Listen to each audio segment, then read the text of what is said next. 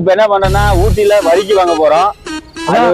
வீட்டுல நம்ம ஊட்டிக்கு போறோம்னு சொன்னாலே அவங்க சொல்ற முதல் வார்த்தை வரும்போது ஊட்டி வரைக்கும் வாங்கிட்டு வந்துரு, இல்லைன்னா ஊட்டி பக்கம் வந்துடாது. இதைத்தான் எல்லா வீட்லயும் சொல்லி அனுப்புவாங்க. என்ன வீட்டை விட்டு வெளியே போடான்னு சொல்லப்போ, அதனால நாங்க இப்ப ஊட்டி வரைக்கும் வாங்க போயிட்டு இருக்கோம்.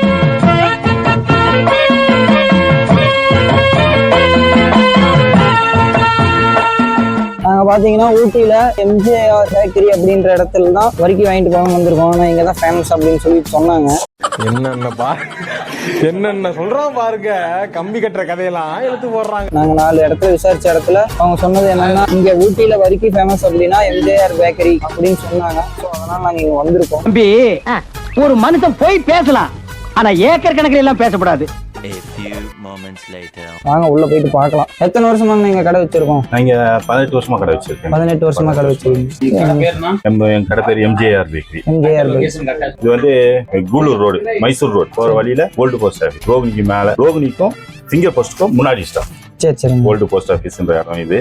மேக்ஸிமம் வச்சு வாங்குறாங்க, நல்லா இருக்குன்னு சொல்லியிருக்காங்க. ஆனா இது புதுசா இருக்குண்ணே, புதுசா இருக்கு. அது அவங்கவுங்க பிரியம். ஆமாங்க, ஹோம்மேட் தான், எல்லாமே ஹோம்மேட் தான், நல்லா இருக்கும். எப்படி நான் வெறும் வரிக்கி மட்டும்தாங்களா இல்ல வேற பிஸ்கெட், சாக்லேட், டீ தூள் அதெல்லாம்? டீ தூள் இருக்கு. மேக்ஸிமம் ஃபேக்டரிக்கு எல்லாம் போவாங்க.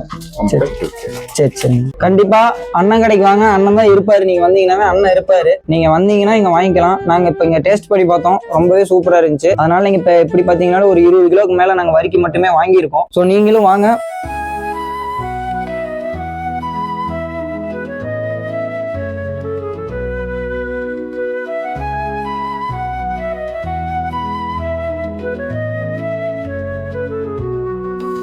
ஃபைனலாக வாங்கியாச்சு. இப்போ கிளம்பிட்டோம் நாங்க.